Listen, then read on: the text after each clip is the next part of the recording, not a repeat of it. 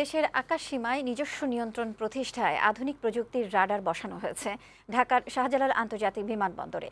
এই রাডার দেশের স্থল ও জলভাগের পুরো আকাশসীমার উপর নজরদারি করতে পারবে। এখন নিজস্ব ফ্লাইট ইনফরমেশন রিজিয়ন বা FIR অর্জন করতে পারলে দেশের আকাশসীমায় নিরঙ্কুশ নিয়ন্ত্রণ প্রতিষ্ঠা ও আকাশসীমা ব্যবহারকারীদের থেকে ভাড়া আদায় করতে পারবে সিভিল এভিয়েশন কর্তৃপক্ষ। রীতা নাহারের প্রতিবেদন। প্রতিদিন দেশি বিদেশি এয়ারলাইন্সের কমপক্ষে ৬০০ ফ্লাইট বাংলাদেশের আকাশ ব্যবহার করছে, কিন্তু শাহজালাল আন্তর্জাতিক বিমানবন্দরে ৪ দশকেরও বেশি পুরনো রাডার দিয়ে এসব ফ্লাইটের ওপর পুরোপুরি নজরদারি করতে পারছে না বেসামরিক বিমান চলাচল কর্তৃপক্ষ।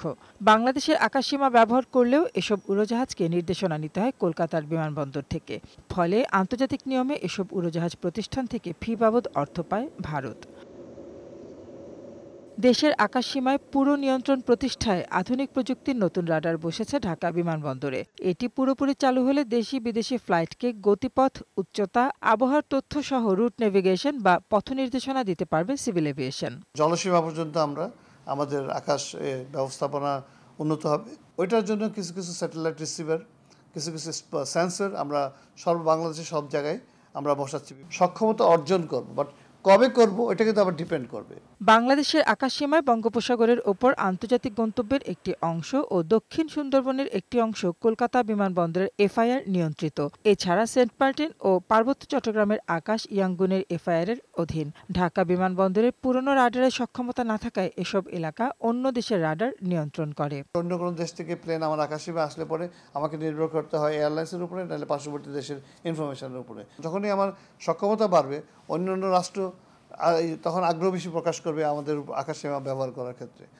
এটা আমাদেরকে আয় কিন্তু অনেক বাড়িয়ে দিবে।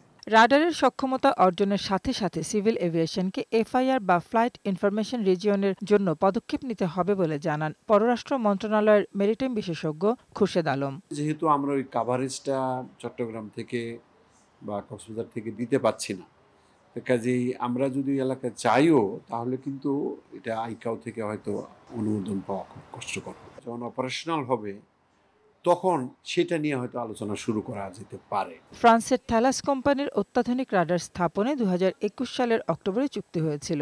রাডারটি ঢাকা বিমানবন্দরে ইতিমধ্যে সিগন্যাল দেয়া নেয়া করছে, তবে এখনও পুরোপুরি চালু হয়নি। রীতা নাহার, বৈশাখী সংবাদ, ঢাকা।